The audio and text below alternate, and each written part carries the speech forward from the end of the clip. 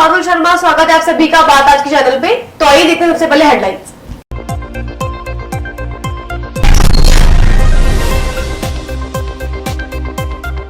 केंद्रीय रेल मंत्री अश्विनी वैष्णव एक दिन की यात्रा पर पहुंचे अजमेर। पुष्कर पहुंचकर किए ब्रह्मा जी के दर्शन।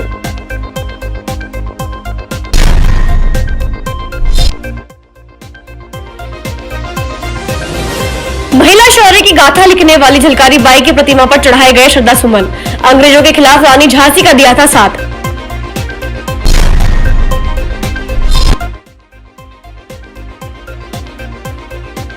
अतिक्रमण हटाने गए निगम दस्ते पर हमला करने वाले 2 लोग गिरफ्तार। आना सागर में बने अवैध निर्माण को तोड़ने गया था दस्ता।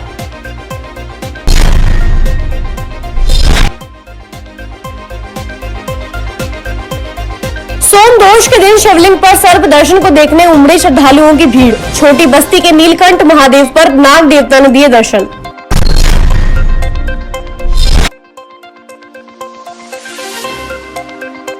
जिला प्रमुख सुशील कंवर पलाड़ा ने जिला परिषद में की जन सुनवाई। शिकायतकर्ताओं की समस्या को किया निदान।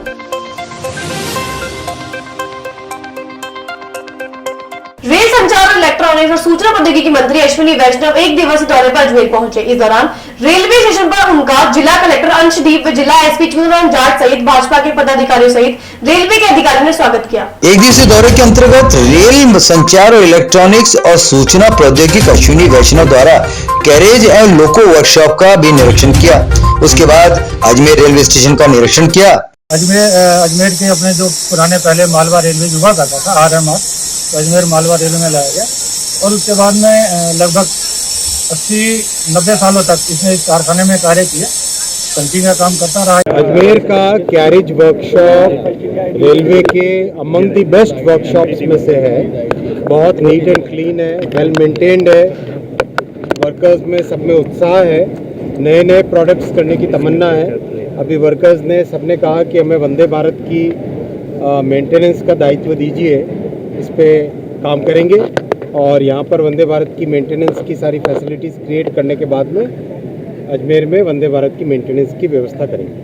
रेल संचार और इलेक्ट्रॉनिक्स और सूचना प्रौद्योगिकी मंत्री अश्विनी वैष्णव एक दिवसीय दौरे पर मंगलवार को अजमेर पहुंचे। उन्होंने सुबह CRPF फायसागर रोड अजमेर में आयोजित रोजगार मेला कार्यक्रम के मुख्य अतिथि के रूप में शिरकत की। मंगलवार को प्रधानमंत्री श्री नरेंद्र मोदी रोजगार मेले के तहत लगभग 71,000 नवनियुक्त अभ्यर्थियों को नियुक्ति पत्र भी वितरित किया। इससे पहले अक्टूबर में आयोजित रोजगार मेले के तहत 75,000 नवनियुक्त अभ्यर्थियों को नियुक्ति पत्र सौंपे गए थे। इसी कड़ी में अजमेर में रेल मंत्री अश्विनी वैष्णव द्वारा कुल 193 नवनियुक्त अभ्यर्थियों को नियुक्ति पत्र वितरित किए, जिसमें रेलवे के 162 अभ्यर्थी शामिल थे। भारत सरकार की महत्वपूर्ण योजनाओं के अंतर्गत रोजगार उन्मुख युवाओं के लिए उचित एवं प्रभावी रोजगार सृजन हेतु प्रधानमंत्री नरेंद्र मोदी द्वारा 22 अक्टूबर 2022 को रोजगार मेले की घोषणा की गई थी, जिसके अंतर्गत दिसंबर 2023 तक 10 लाख रोजगार उपलब्ध करवाने का लक्ष्य रखा गया था। उल्लेखनीय है कि रोजगार मेला अभियान युवाओं को रोजगार के अवसर प्रदान करने और नागरिकों का कल्याण सुनिश्चित करने की प्रधानमंत्री की निरंतर प्रतिबद्धता को पूरा करने की दिशा में एक महत्वपूर्ण कदम है। इस जर्नी में बहुत उतार चढ़ाव आएंगे, बहुत तरह के चैलेंजेस आएंगे। 10 साल पहले भारत में इलेक्ट्रॉनिक्स मैन्युफैक्चरिंग किसी ने सोची नहीं थी। आज आपको जानकर खुशी होगी, एप्पल का iPhone 14 आज हिंदुस्तान, कभी 14 लाख, यानी एवरेज 15 से 16 लाख नए रोजगार हर महीने देश में आज पैदा हो रहे हैं। 15 से 16 लाख। और ये मैं कह रहा हूं इसलिए आप मत मानो, डेटा देखो, EPFO की वेबसाइट पे जाओ। देश के यशस्वी प्रधानमंत्री श्री नरेंद्र जी मोदी जी के हाथों द्वारा आज 71,056 युवा साथियों को केंद्र सरकार के विभिन्न विभागों में अपॉइंटमेंट लेटर, नौकरी का अपॉइंटमेंट लेटर आज कर कमलों द्वारा दिया गया। बहुत खुशी की बात है। इन सब 71,000 परिवारों में आज एक नई खुशियां दौड़ेगी और ये आज द्वितीय चरण था। इससे पहले 75,226 नौजवानों को पिछले महीने 22 अक्टूबर को धनतेरस के दिन रोजगार दिया गया था। इसी कड़ी में कुल मिला के 10 लाख नौजवानों को रोजगार दिया जाएगा। साथियों, सबसे बड़ी बात है, इतना बड़ा अभियान संपूर्ण पारदर्शिता के साथ। आप जानते हैं, बाकी कुछ लोग ऐसे भी हैं, कुछ राज्य सरकारें, कुछ संस्थाएं ऐसी भी है जहां पे पेपर लीक हो जाते हैं, जहां पे हर तरह का करप्शन है। ये देखिए, केंद्र सरकार में मोदी जी का काम करने का तरीका ऐसा, इतना बड़ा महाअभियान लेकिन एकदम ट्रांसपेरेंट, एब्सोल्युटली फ्लॉलेस, बिल्कुल एक चीज पे नजर रख के, ध्यान रख के किया। केंद्रीय मंत्री अश्विनी वैष्णव मंगलवार को अपने एक दिवसीय अजमेर यात्रा के तहत तीर्थ नगरी पुष्कर पहुंचे, जहां पहुंचने पर भाजपा कार्यकर्ताओं ने उनका फूल मालाओं से स्वागत किया। रेल मंत्री अश्विनी वैष्णव ने सुरक्षा व्यवस्था और प्रशासनिक लवाजमे के बीच जगत पिता ब्रह्मा के दर्शन कर आरती उतारी। मंदिर पुजारी कृष्ण गोपाल वशिष्ठ द्वारा मंदिर प्रबंधन की ओर से केंद्रीय मंत्री का शॉल उड़ाकर स्वागत किया। इस दौरान उनके साथ अजमेर सांसद भागीरथ चौधरी, पुष्कर नगर पालिका अध्यक्ष कमल पाठक, उपाध्यक्ष स्वरूप महर्षि सहित भाजपा कार्यकर्ता मौजूद रहे। जगत पिता ब्रह्मा मंदिर के दर्शन करने के बाद मीडिया से मुखातिब होते हुए केंद्रीय मंत्री वैष्णव ने कहा कि यह उनका सौभाग्य है जो आज उन्होंने जगत पिता के दर्शन किए हैं। उन्होंने कहा कि जल्द से जल्द पुष्कर से मेड़ता रेल लाइन का कार्य प्रारंभ हो, ऐसी प्रार्थना भगवान ब्रह्मा से की है। अजमेर से लौटने के बाद प्रधानमंत्री नरेंद्र मोदी के सामने इस रेल लाइन के अर्जी को प्रधानमंत्री के सामने रखूंगा। उन्होंने इस रेल लाइन का श्रेय अजमेर सांसद भागीरथ चौधरी को देते हुए कहा कि सांसद चौधरी द्वारा लगातार इस रेल लाइन के संबंध में मांग की जा रही है, जिसका जल्द ही सर्वे कंप्लीट कर डीपीआर की मंजूरी के बाद काम शुरू कर दिया जाएगा। जगत पिता ब्रह्मा मंदिर में दर्शन करने के बाद केंद्रीय मंत्री अश्विनी वैष्णव पैदल ही सरोवर के ब्रह्म घाट पर पहुंचे। इस दौरान उन्होंने देश भर से आए श्रद्धालुओं से रुककर बातचीत भी की। पुष्कर सरोवर के ब्रह्म घाट पर भाजपा सांसद भागीरथ चौधरी सहित निकाय के जनप्रतिनिधियों के साथ सरोवर में पूजा अर्चना की। पूजा अर्चना के बाद केंद्रीय मंत्री वैष्णव कबीरपंथी समाज के मंदिर में दर्शन किए। केंद्रीय मंत्री अश्विनी वैष्णव के पुश्तैनी तीर्थ पुरोहित दामोदर शर्मा की बही में पूर्वजों के नाम देखने के बाद हस्ताक्षर नहीं किए। गौरतलब है कि 1997 में 16 दिसंबर को उनके परिवार हरिद्वार से पुष्कर पहुंचे थे। केंद्रीय मंत्री अश्विनी वैष्णव परिवार का नाम पुष्कर पुरोहित की बनी दर्ज करवाया था। परंपरा के अनुसार सरोवर में पूजा अर्चना के बाद पुश्तैनी बही में नाम दर्ज कराकर हस्ताक्षर किया जाता है। देही में श्री पुष्कर जी महाराज महाप्रभु ब्रह्मा जी के दर्शन का सौभाग्य मिला और पुष्कर और मेड़ता को जोड़ने वाली रेलवे लाइन जल्दी से जल्दी कार्य आरंभ हो, ऐसी प्रार्थना मैंने महाप्रभु से की है। यहाँ से लौटते ही भारत के यशस्वी प्रधानमंत्री श्री नरेंद्र मोदी जी के समक्ष ये अर्जी रखूँगा और मुझे विश्वास है कि मोदी जी जल्दी से जल्दी इसको सैंक्शन करेंगे, इस कार्य को, और जल्दी से जल्दी इस कार्य को आरंभ करेंगे। मैं धन्यवाद देना चाहूँगा हमारे अति कर्मठ सहयोगी सांसद श्री चौधरी साहब को। आपने इतना लगातार इस प्रोजेक्ट के लिए परस्यू किया है और ये इसका सारा का सारा श्रेय भागीरथ जी भाई साहब आपको जाता है। आपने जिस तरीके से काम को अंजाम देने के लिए एक बहुत ही अच्छे तरीके से आपने फॉलोअप किया, उसका सर्वे अब कंप्लीट हुआ है, एस्टिमेशन करके डीपीआर अप्रूव करके काम आरंभ करवा। तीर्थ नगरी में सोम प्रदोष के दिन शिवलिंग के पास नाग के होने की सूचना मिलते ही लोगों का हुजूम इस अद्भुत नजारे को देखने के लिए उमड़ पड़ा। लोग इसे अद्भुत सहयोग मान रहे हैं। जिसके बाद यहाँ पूजा अर्चना शुरू कर दी गया। माना जाता है कि इस दिन नाग का दर्शन होना शुभ होता है। इस दिन नाग का दर्शन शिवलिंग के साथ हो जाए तो श्रद्धालु इसे ईश्वर की बड़ी कृपा मानते हैं। सोमवार को सोम प्रदोष के अवसर पर नगर के छोटी बस्ती स्थित नीलकंठ महादेव मंदिर में अद्भुत दृश्य देखने को मिला, जब शिवलिंग के साथ नाग लिपटा हुआ देखा गया। लोगों ने नाग देवता को शिवलिंग से इस तरह से लिपटे हुए देखा तो भारी संख्या में श्रद्धालु मंदिर में जुट गए। खास बात यह रही कि करीब 4 से 5 घंटे तक नाग के दर्शन के लिए श्रद्धालुओं की भीड़ मंदिर में उमड़ती रही और नाग भी शिवलिंग पर लिपटकर भक्तों को दर्शन देता रहा। हालांकि सुरक्षा के मद्देनजर पुलिस मित्र टीम के इंचार्ज अमित भट्ट, सांवरा शर्मा, राजेंद्र बच्चानी स्नेक रेस्क्यूअर के साथ मौके पर ही मौजूद रहे। आज सोम प्रदोष के मौके पर हम लोग नीलकंठ महादेव का दर्शन करने आए थे, जहाँ पर हमने देखा कि शिवलिंग पर साक्षात नाग महाराज पंख फैलाए बैठे हुए हैं और हम लोगों को दर्शन करके बहुत ही आनंद प्राप्त हुआ और यहाँ आने जाने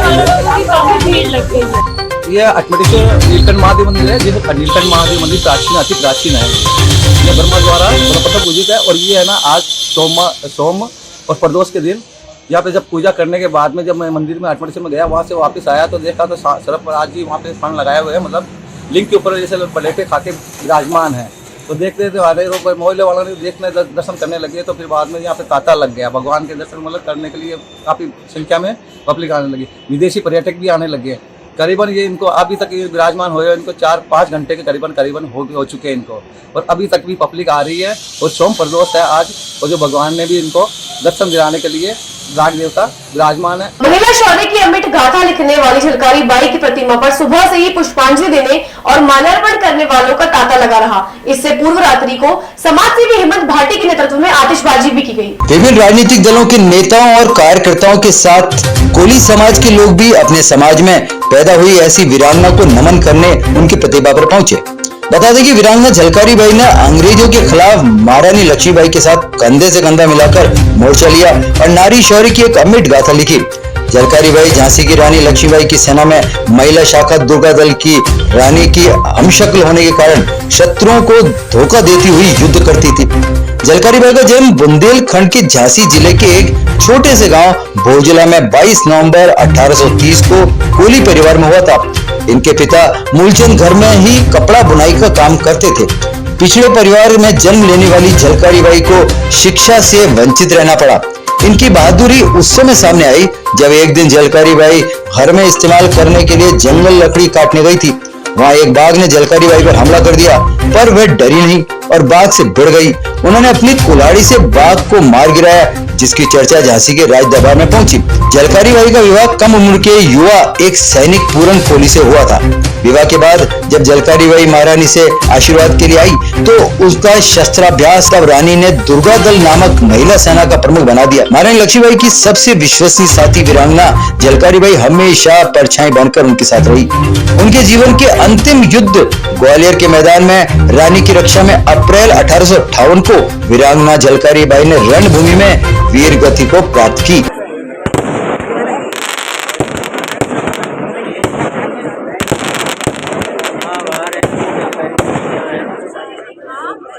एक 193वीं जयंती के उपलक्ष्य में झलकारी बाई के स्मारक पर कल हमने हमारे माननीय हेमंत भाटी जी के नेतृत्व में कल दीपदान का प्रोग्राम था। हमारा समाज के सभी गणमान्य व्यक्ति मौजूद थे। मैं कलेक्टर साहब और एडीए चेयरमैन साहब जो भी हैं उनसे निवेदन करता हूं कि वो जो झलकारी बाई की प्रतिमा जी है उनके चारों तरफ एक अच्छी सी रेलिंग लगे, जिससे कि दुर्घटना होने का खतरा नहीं बने। आज हमने झलकारी बाई जयंती 193वीं जयंती मनाई गई है। हम कोली समाज के सभी गणमान्य लोग वहाँ पर पहुँच करके आज कल हमने वहाँ दीपदान किया था, आतिशबाजी की थी। आज हमने वहाँ पर पुष्पांजलि का प्रोग्राम रखा था। पुष्पांजलि के अंदर हेमंत भाटी जी और समाज के गणमान्य सारे लोग वहाँ पहुँचे थे। और आज हमारे समाज के अंदर भाटी हाउस के ऊपर अनेक प्रोग्राम होंगे, जैसे सांस्कृतिक प्रोग्राम होंगे और खेलकूद होंगे, महिलाओं के प्रोग्राम होंगे, अनेक प्रकार की गतिविधियाँ होगी। खबरों का सफर जारी रहेगा। फिलहाल लेते हैं छोटा सा ब्रेक। अरे भाया, इंटरनेट बोले तो रेडीनेट फाइबर। अधिक जानकारी के लिए कॉल करें 7412001234 पर। ये सर्किट मामू नहीं बनने का, रेडीनेट फाइबर लगाने का। इंटरनेट बोले तो रेडीनेट फाइबर नेट। डिटेल्स के लिए 7412001234 पे कॉल लगाने का। सही है भाई। इंटरनेट बोले तो Readynet fibre. Gokul Green Apartments, जहां मिलेगा आपको अपने सपनों का घर। Ready to move 2 and 3 BHK apartments. Prime location पर, project approved by all leading body. सभी सुविधाओं सहित, तो क्यों ना मनाए दिवाली इस बार खुद के घर वाली। Gokul greens apartment, Jhalkari Bai Pancheel Ajmer. संपर्क करें 8209425287। Sleek and futuristic design, noiseless powerful motor, highest air delivery, aerodynamic blade design, premium PU finish, pearl white and Venchi, 100% pure copper winding, 2 years warranty assurance. decibel range of fans from Luca JB Luca USA. Epitome of beauty and elegance with stunning looks. Uniquely designed premium LED underlight fan, white, warm and neutral. 1050mm sweep size. Dual color options for setting different ambience, white and black. Truly a princess. Diana range of fans from Luca JB Luca USA. Shopwise electronics and appliances, जहां आपको मिलेंगे सभी electronic item, LED, air conditioner, refrigerator, microwave oven, washing machine, home theatre, water purifier, वह भी 70% की छूट के साथ, 0% फाइनेंस सुविधा। तो आज ही चले आए Shopwise electronics and appliances, income tax colony, plot number 5 near Kesar sweets, पेशाइड नगर, अजमेर।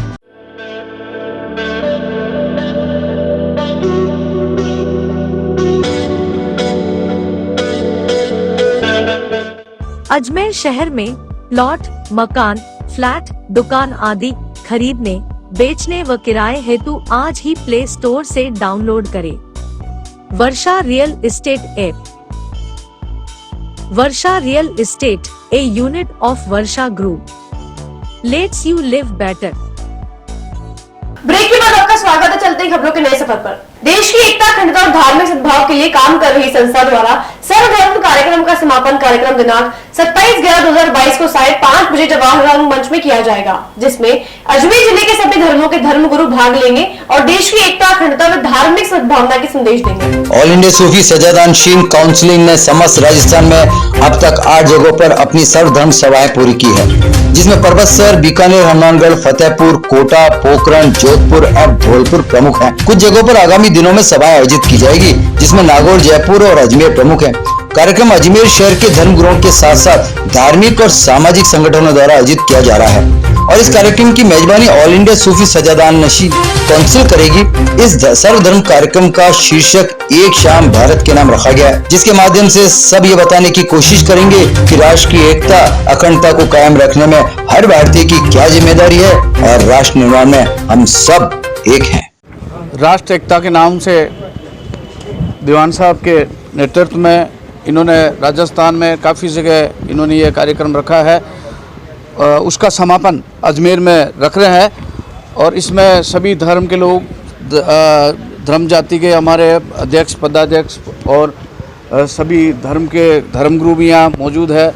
सबका सोच एक ही है कि जो भी जैसे सरकारी वाहन है, सरकारी कार्यालय है, उन पे लिखा जाए मेरा भारत महान, और एक संदेश जाए कि हम भारतीय है और हम भारत के रहने वाले हैं, हमारे देश का नाम हमेशा अमन रहे।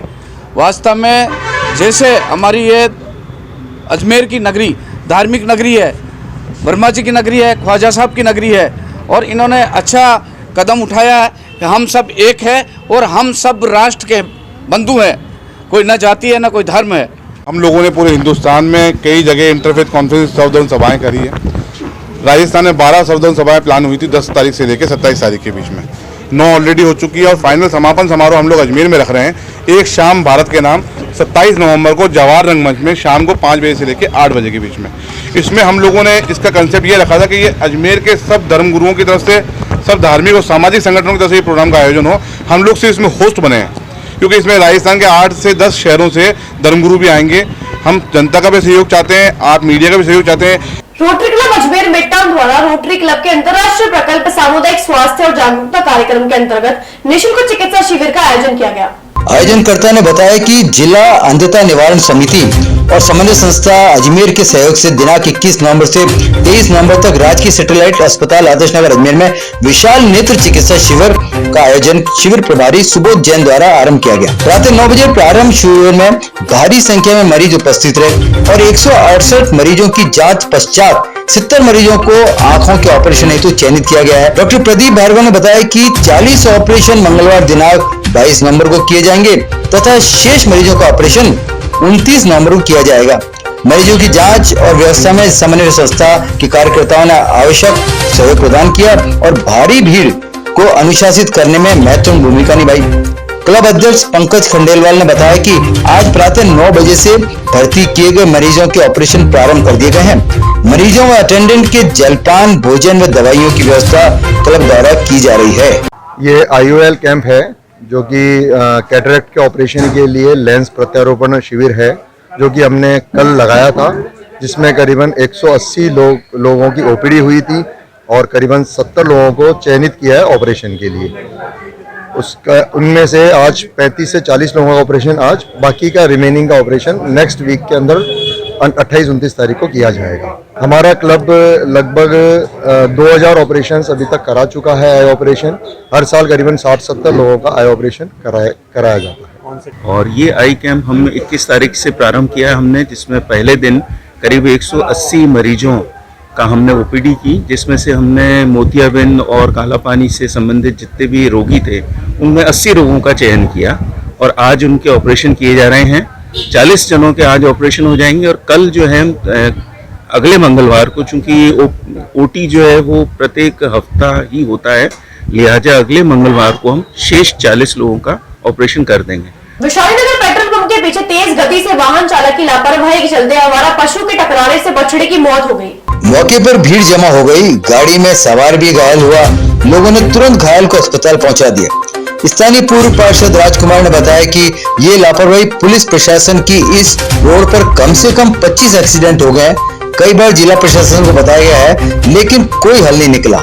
यहाँ ट्रैफिक पुलिस गलियों में खड़े होकर सिर्फ चालान काटने का काम करती है, व्यवस्था के नाम पर कुछ भी नहीं करती। यहाँ काफी समय से लाल हरी बत्ती लगने के बाद भी कोई फायदा नहीं हो रहा है। तेज रफ्तार से वाहनों का आना जाना लगा रहता है।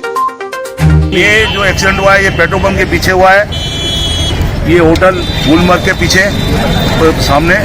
और दूसरी बात ये है कि यहाँ पर जो लाल बत्ती लगाई गई है, लाल बत्ती का कोई उपयोग नहीं हो रहा है, लाल हरी बत्ती का, और ट्रैफिक वाले सिर्फ चालान काटते हैं। एक्सीडेंट के ऊपर उनका कोई भी वो नहीं है। इससे पहले कम से कम 25 एक्सीडेंट मैं देख चुका हूँ और मैं कलेक्टर साहब और एसपी साहब के नजरों में डाल चुका हूँ। इसके बाद अगर कोई ऐसी घटना होती है, पुलिस वालों को मैं गैर लोगों को पकड़ते हुए देखा तो ये बहुत गंभीर रूप से घायल हुआ है, कि गाड़ी का बहुत नुकसान हुआ है। और दूसरी बात, इसको उठाने के लिए जैसे भी ये नहीं लाएंगे, नगर निगम आएगी, क्योंकि ये नगर निगम का मामला है। मुख्य कारण ये है कि पुलिस वाले जिनकी ड्यूटी है वो ड्यूटी नहीं निभा रहे हैं। वो सिर्फ बेचारे चलते फिरते गरीबों को गलियों में, जबकि इनको सड़कों पे रुकना है, ये गलियों में आकर चालान काटते हैं। खबरों का सफर जारी रहेगा, फिलहाल लेते हैं छोटा सा ब्रेक। अरे भाया, इंटरनेट बोले तो रेडीनेट फाइबर। अधिक जानकारी के लिए कॉल करें 7412001234 पर। ये सर्किट मामू नहीं बनने का, रेडीनेट फाइबर लगाने का। इंटरनेट बोले तो रेडीनेट फाइबर नेट। डिटेल्स के लिए 7412001234 पे कॉल लगाने का। सही है भाई। इंटरनेट बोले तो Readynet fibre. Gokul Green Apartments, जहां मिलेगा आपको अपने सपनों का घर। Ready to move 2 and 3 BHK apartments. Prime location पर, project approved by all leading मैडी। सभी सुविधाओं सहित, तो क्यों ना मनाए दिवाली इस बार खुद के घर वाली। Gokul greens apartment, Jhalkari Bai Pancheel Ajmer. संपर्क करें 8209425287। Sleek and futuristic design, noiseless powerful motor, highest air delivery, aerodynamic blade design, premium PU finish, pearl white and Venchi, 100% pure copper winding, 2 years warranty assurance. Decibel range of fans from Luca, JB Luca, USA. Epitome of beauty and elegance with stunning looks. Uniquely designed premium LED underlight fan, white, warm and neutral. 1050mm sweep size. Dual color options for setting different ambience, white and black. Truly a princess. Diana range of fans from Luca, JV Luca, USA. Shopwise electronics and appliances, जहां आपको मिलेंगे सभी electronic item, LED, air conditioner, refrigerator, microwave oven, washing machine, home theatre, water purifier, वह भी 70% की छूट के साथ, 0% फाइनेंस सुविधा। तो आज ही चले आए Shopwise electronics and appliances, income tax colony, plot number 5 near Kesar sweets, Vaishali Nagar, Ajmer.